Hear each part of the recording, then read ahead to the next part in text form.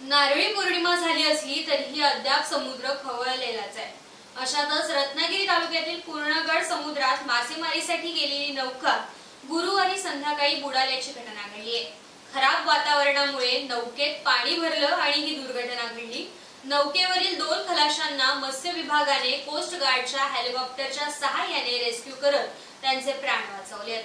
मागे काही दिवसांपासून पावसाचा जोर वाढला असून पावसासोबतच वेगाने वारे देखील वाहत आहेत। समुद्रात तयार झालेल्या कमी दाबाच्या पट्ट्यामुळे समुद्र खवळलाय, पाण्याला करंट मिळतोय आणि याचाच फटका पूर्णगड समुद्रात मासेमारी करणाऱ्या या नौकेला बसलाय। विनोद भागवत नामक मालकाची ही नौका असल्याची माहिती मिळते। ही नौका लोखंडी होती असे येथील स्थानिक ग्रामस्थांनी सांगितले। या मासेमारी नौकेवरती 2 खलाशी होते। पूर्णगड समुद्रात 12 वाव अंतरावरती ही नौका मासेमारी करत होती। यामुळे समुद्रातील खराब वातावरणामुळे बोटीत पाणी घुसले। बोटीत पाणी भरण्यास सुरुवात होताच बोटीतील खलाशांनी तात्काळ बोटीवर चढून मदतीसाठी आरडाओरड सुरू केली।